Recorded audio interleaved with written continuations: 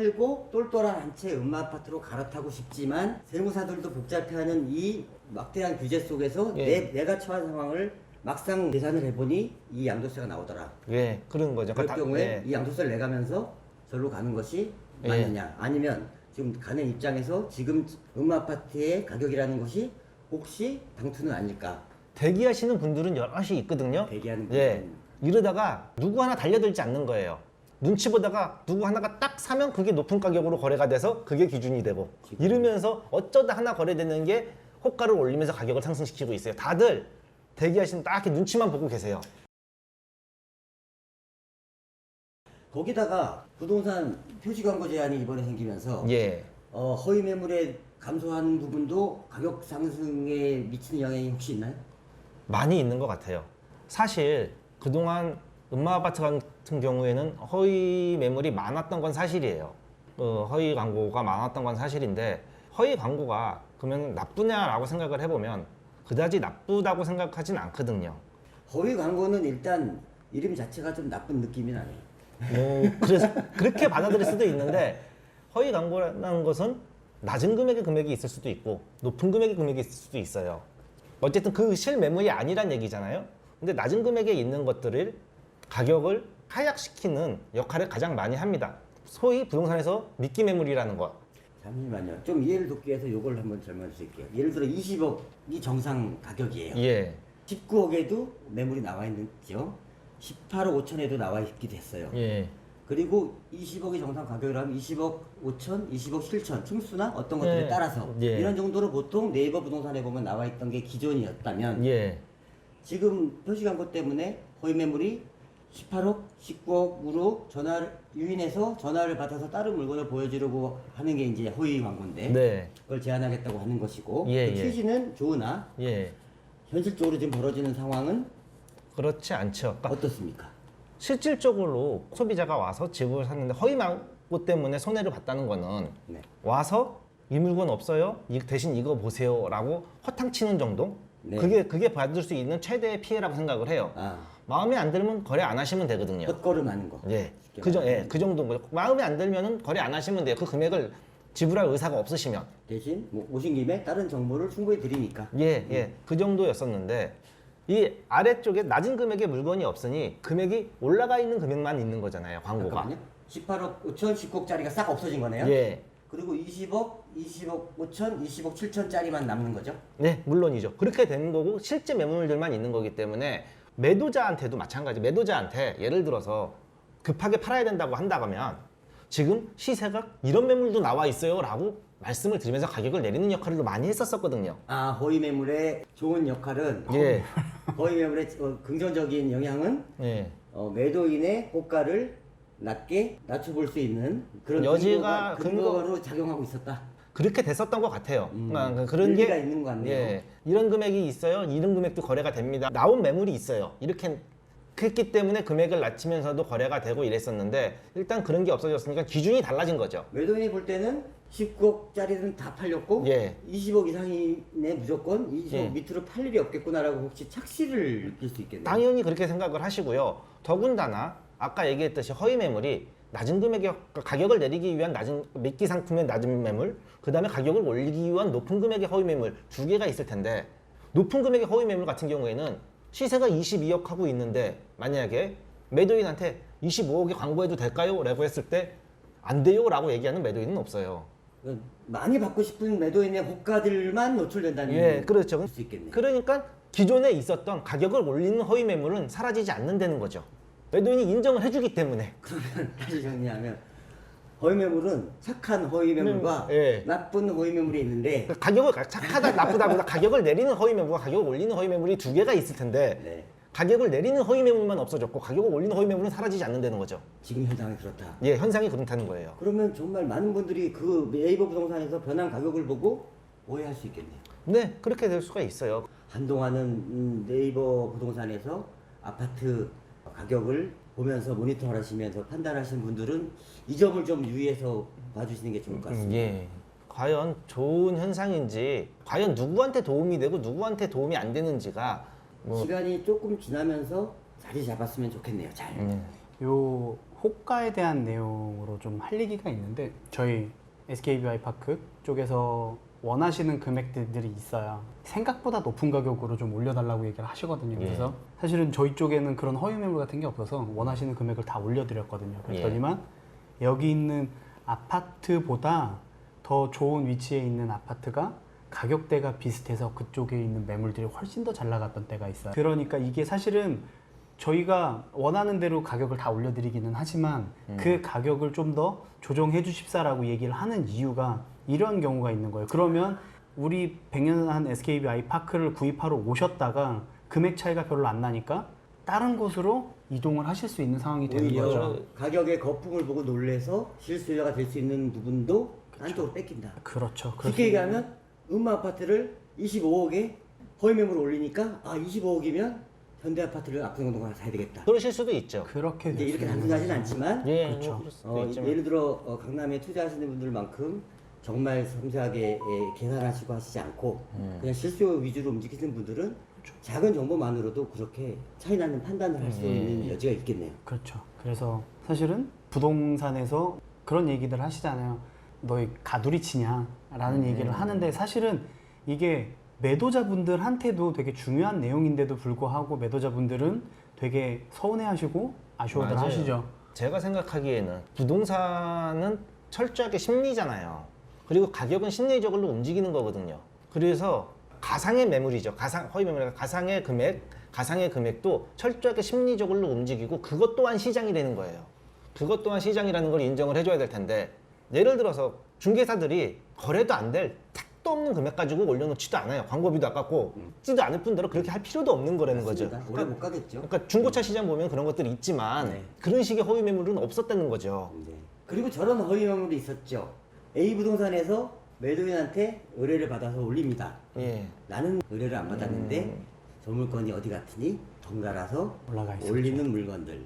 많이 있었죠. 그런 물건들 많이 있었고요. 근데 그런 것들도 아니 꼭 못하잖아요, 이제. 예, 그러니까 꼭 그렇게 타부동산이 나온 물건을 올리는 게 아니고요. 그냥 없는 물건도 올려요. 많이 그랬어요. 그러니까 타부동산에 있던 없던 그건 중요하지가 않으니까.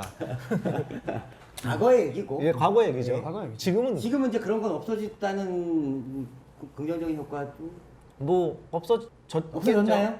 근데 그게 없어진 게 긍정적인지 부정적인지 그게 있어서 누구한테 무슨 손해가 나는지에 대해서 얘기하고 싶다는 거예요. 그것 또한 시장이고 그게 예를 들어서 22억에 내놓으셨는데 내가 21억에 5천원에 광고를 한 거는 저는 21억 5천까지 만들어 볼 자신이 있었던 거거든요. 매도인은 22억에 내놨지만 가격을 내가 21억 5천까지 조절해봐야지 라는 생각으로 조절이 가능해서 뭐 이런 거였었는데 이제 그런 게 없어지는 거죠. 과연 누구한테 이익이 되는지가. 전화 안 오나요? 21억 5천으로 올리면 아니요, 뭐 집주인한테 그런 거 아니요. 그러니까 다른 층수에 다른 동을 올리는 거죠. 어차피 매도 호가와 네. 매수인의 원하는 가격은 갭이 있기 때문에 네. 그 사이에서 어느 누가 그걸 조절하느냐에 따라 맞아요. 계약이 되는 거지 얼마, 콜 이렇게 계약되는 일은 맞아요, 없죠. 맞아요. 어쨌든 중간에서 조율을 하는 거고. 우리 같이 교육받은 네오비의 조영준 교수님이 하시는 말씀이 예, 22억에 받아주세요. 예, 네, 알겠습니다. 따르릉 집에 도착하시자마자 사모님 계약하러 나오세요. 22억에 팔아드릴게요. 라고 하면 예. 내가 이거 뭐 잘못 파는 거구나 라고 생각하고 절대로 계약을 안 한다고 계좌를 안 주시죠. 예. 말씀하시잖아요. 그런 것 같아요. 그런 것들처럼 이 금액만으로 계약이 되는 것이 아니라 밖에서 보시는 분들은 무슨 계약서 하나 쓰고 수수료를 그렇게 받느냐라고 말씀을 하시지만 사실 저희들이 하는 역할은 매도인의 호가와 매수인의 호가 사이에서 서로를 설득하여 서로가 원하는 계약에 도장을 찍고 서로가 윈윈할 수 있도록 하는 그런 역할도 충분히 하고 있지 않나요? 그런 점을 생각하면 수수료가 조금 덜 아까우실 수 있을 겁니다. 그렇죠. 그러면 허위 매물이 줄어서 부동산에 쓰는 광고비는 좀 주나요? 한 달에 한 5만 원 정도 줄겠네요. 예, 뭐 큰 금액 아니기 때문에. 많이 줄었어요.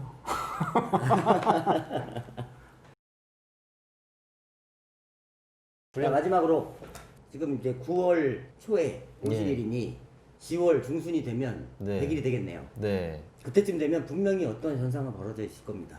지금 상승론자들이 말하는 상승이 지속될 수도 있고 하락을 주장하는 분들이 계신 일정 부분 하락 조정이 있을 수도 있겠는데 저희가 아무것도 아니지만 애널리스트들은 근거나 이런 숫자를 보고 얘기하죠. 대신 우리들은 감으로 얘기하나요? 고객들의 반응을 보고 느낌을 얘기할 수 있는 것이 있죠. 자, 각자 향후 50일 이후에 지금 상황은 어떻게 될 것 같은지 전혀 책임지지 않는 범위 내에서 전혀 근거를 제공하지 않아도 되는 범위 내에서 한마디씩 하고 마무리 한번 해봅시다. 이 강남 지역인 박정재 대표님. 그래. 저부터요? 네. 얼마 전에 수색증산 뉴타운에서는 분양이 있었어요. 수색 6구역, 수색 7구역, 증산 2구역, 그 다음에 수색 13구역에 일반 분양이 있었는데 이 일반 분양의 일반 평균 경쟁률이 130대 1, 320대 1의 경쟁률이 나왔습니다. 가점도 최저 가점 증산 2구역 같은 경우에는 69점의 가점이 나왔는데 이 69점의 점수는 45살이 가질 수 있는 4인 가족 기준으로 만점이에요.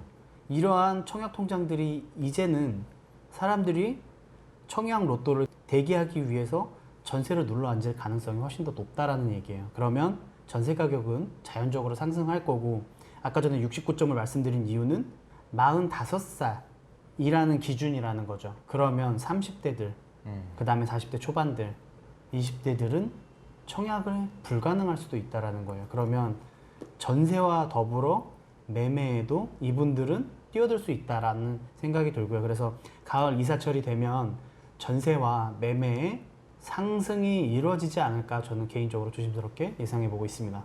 지금 박정대 대표님 하신 말씀에 되게 공감이 많이 가고요. 저는 사실 딴 얘기 하려고 그랬는데 이 얘기가 더 하고 싶어지네요.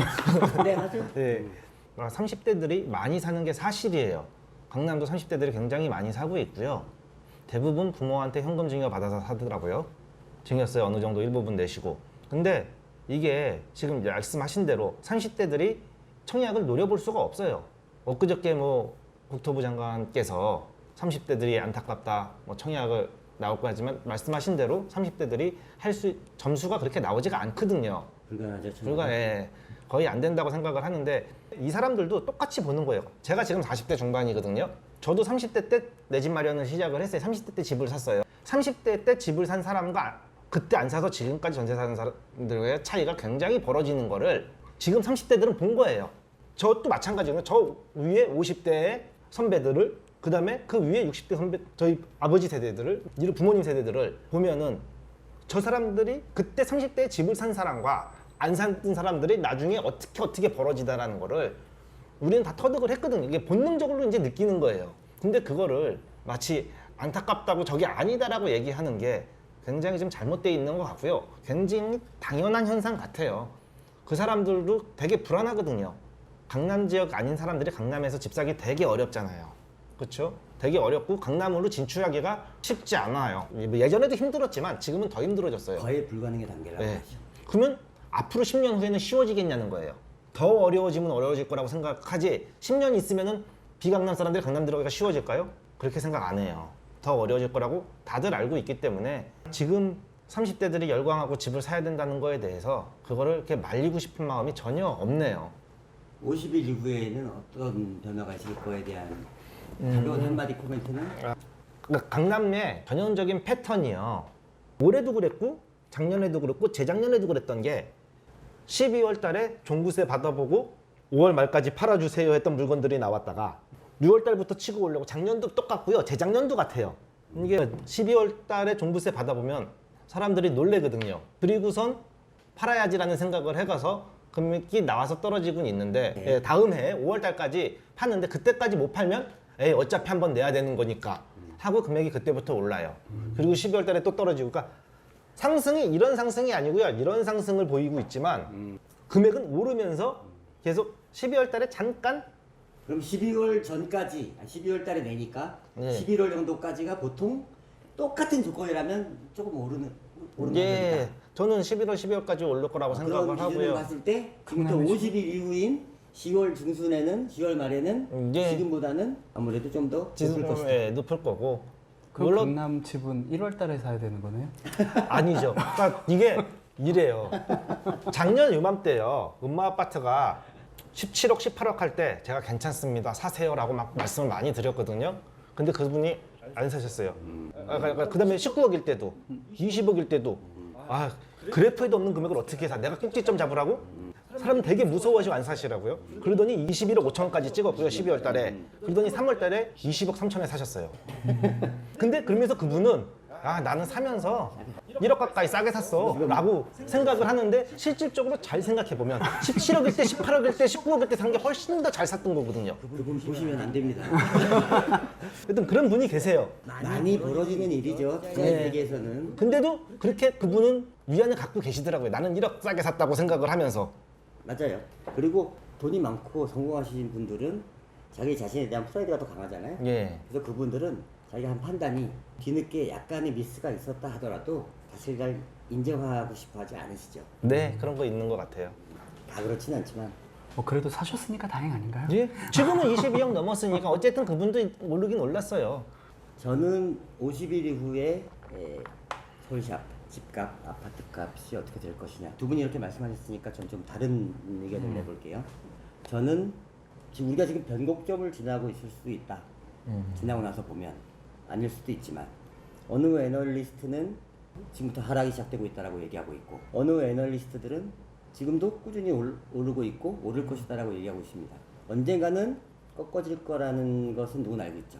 한 번은. 저는 제가 지금 부동산을 처음 접한 지 16년 동안 봤을 때 자, 우리가 지금 가격보다 10년 후의 가격을 봤을 때 우상향한다는 거에 대해서는 100% 동의하잖아요. 네. 심지어는 7년 후에 같은 아파트 값을 봐도 지금보다는 우상향했을 것이다라는 거 100% 동의하시죠? 네. 그러면 3년 후 지금 현재 아파트의 가격과 지금의 가격을 비교했을 때 100% 우상향이다라고 하는 부분에 대해서는 이견들이 있는 것 같아요. 그래서 저는 이유는 뭐 이후 영상이라든지 이렇게 말씀드리겠지만 저는 지금 우리가 변곡점이 있어서 10년에 3년씩 떨어지는 기간이 있다면 지금이 그때가 하더라도 놀랍지 않다 하는 정도의 의견을 갖고 있습니다. 의견들은 다 다르지만 어쨌든 파시는 분들은 비싸게 파시고 사실 분들은 싸게 사셔서 그게 말이 되나요? 자 부동산 마트나 백년산 나라 부동산에 가면 가능하지 않습니까? 가능하게 해보겠습니다. 노력해 보시는 걸로 하고요. 노력해봐야죠.